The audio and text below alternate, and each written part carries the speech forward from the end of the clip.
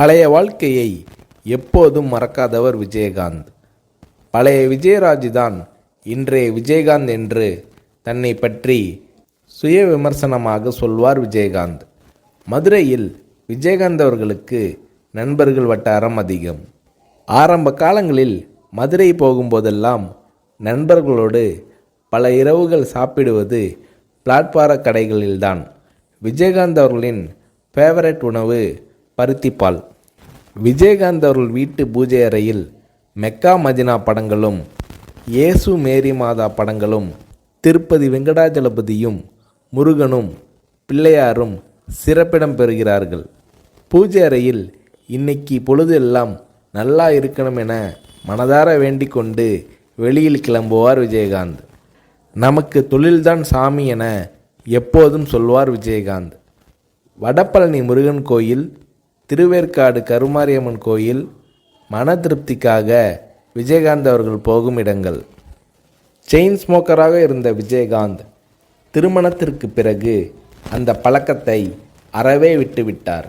அசைவ பிரியரான விஜயகாந்த் அவர்களுக்கு ஐர மீன் குழம்பை சாதத்தில் பிசைந்து சாப்பிடுவதில் அலாதி பிரியம். அரிதாகவே விஜயகாந்த் அவர்களுக்கு ஓய்வு நேரம் அமையும். அப்போது மகன்களையும் அவர்களின் நண்பர்களையும் அழைத்து வட்டமாக உட்கார வைத்து தானும் ஒரு மீசை வைத்த குழந்தையாக மாறி விளையாடுவார் விஜயகாந்த்.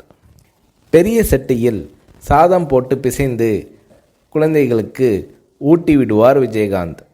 ஹாலிவுட் சண்டை படங்கள் பார்ப்பதும் விஜயகாந்த் அவர்களது ஜாலியான நேரத்து விஷயங்களில் ஒன்று. பள்ளியில் படிக்கும்போது கால்பந்து விளையாட்டை பிரமாதமாக விளையாடுவார் விஜயகாந்த். கால்பந்து வெறியர். இங்கிலாந்து வரை போய் நேரில் கால்பந்து போட்டிகளை பார்த்து ரசிப்பார் விஜயகாந்த். விஜயகாந்த் அவர்களது மகன்களுக்கும் கால்பந்து விளையாட்டு பிரியம் வந்துவிட்டது. மகன்கள் சொல்லி சொல்லி கிரிக்கெட் பார்ப்பதும் விஜயகாந்த் அவர்களுக்கு பிடித்தமான விஷயமானது. வீட்டில் இருக்கும்போது பசங்களோடு ஜாலியாக கிரிக்கெட் விளையாடுவார் விஜயகாந்த். விஜயகாந்த் அவர்கள் வில்லனாக நடித்த ஒரே படம் இனிக்கும் இளமை. அதற்கு பிறகு எல்லாமே ஹீரோ வேடம்தான்.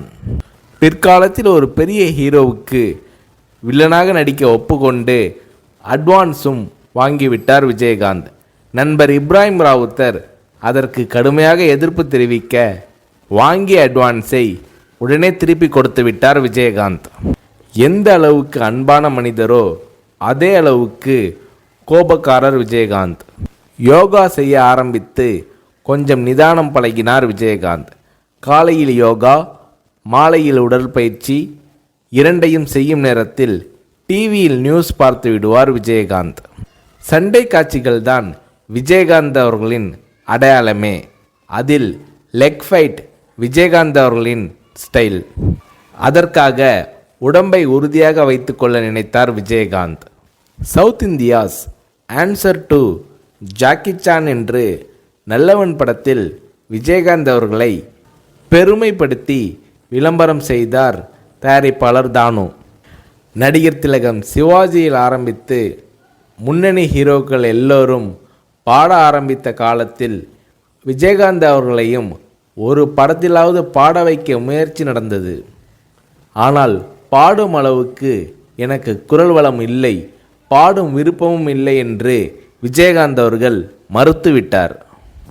நடிக்க வராமல் இருந்திருந்தால் மதுரையில் உள்ள எங்கள் ரைஸ் மில்லை பார்த்து கொண்டிருந்திருப்பேன் என்று சொல்வார் விஜயகாந்த்.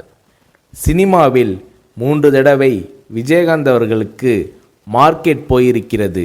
மீண்டும் மீண்டும் போராடி முன்னணிக்கு வந்திருக்கிறார் விஜயகாந்த். திருநாவுக்கரசு, ஜெயலலிதா, ஆர்எம்பி கேட்டும் தராத எம்ஜிஆர் அவர்களின் பிரச்சார வேனை விஜயகாந்த் அவர்களுக்கு கொடுத்தார் ஜானகி எம்ஜிஆர் அவர்கள். அதோடு எம்ஜிஆர், ஜானகி எம்ஜிஆர் என பெயர் குறித்த மோதிரங்களையும் விஜயகாந்த், பிரேமலதா தம்பதியினருக்கு வழங்கி மகிழ்ந்திருக்கிறார் திருமதி ஜானகி எம்ஜிஆர். தான் முதலில் வாங்கிய TMM 2 என்ற எண் கொண்ட அம்பாஸ்டர் காரை பாதுகாப்பாக நீண்ட காலம் வைத்திருந்தார் விஜயகாந்த். கேப்டன் விஜயகாந்த் அவர்களால் 10ஆம் வகுப்பு வரை தான் படிக்க முடிந்தது. வறுமையால் அவரது பள்ளி படிப்பை கேப்டன் விஜயகாந்த் அவர்களால் தொடர முடியவில்லை. ஆனால் வீட்டு வேலைக்காரர்களின் பிள்ளைகளை இன்ஜினியரிங் வரைக்கும் படிக்க வைக்க உதவி செய்தார் விஜயகாந்த். ஷூட்டிங் நடக்கும்போது நடிகர் நடிகைகளுக்கு ஒருவித சாப்பாடு, சாதாரண தொழிலாளர்களுக்கு ஒருவித சாப்பாடு என்று பாரபட்சம் உண்டு. இதை உடைத்து எல்லோருக்கும் ஒரே மாதிரி சாப்பாடு போட வேண்டும் என்ற நடைமுறையை கொண்டு வந்தார் விஜயகாந்த். ஞாயிற்றுக்கிழமை கேப்டன் விஜயகாந்த் அவர்களது வீட்டில் 50 பேராவது சாப்பிடுவார்கள். ஒவ்வொரு நாளும் அலுவலகத்திலும் அந்த அளவுக்கு சாப்பாடு நடக்கும். விஜயகாந்த் அவர்களின் குலதெய்வம் வீர சின்னம்மா மதுரைக்கு பக்கத்தில் திருமங்கலம் அருகில் இருக்கிறது. பாழடைந்து கிடந்த கோயிலை சுற்றுச்சூழல் எழுப்பி கும்பாபிஷேகம் நடத்தி புதுப்பிக்க உதவியிருக்கிறார் விஜயகாந்த்.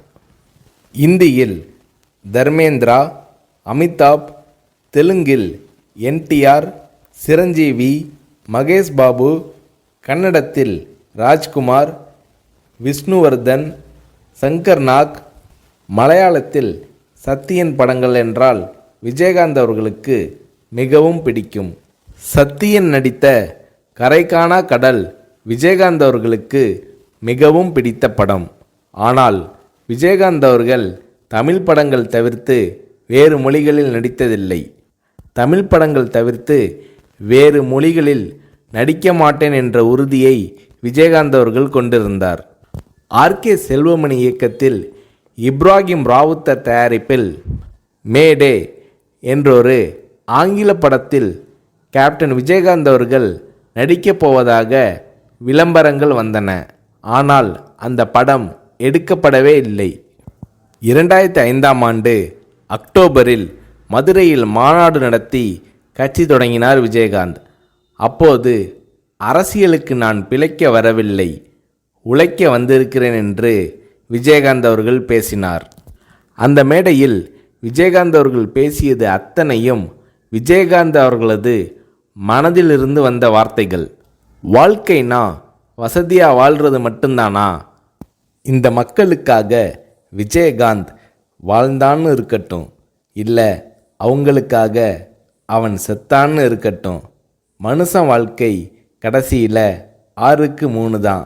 எனக்காக இம்புட்டு தூரம் வந்து உட்காந்துருக்கீங்களே, உங்களுக்காக நான் தான், இனி எனக்காக நீங்கள் தான்.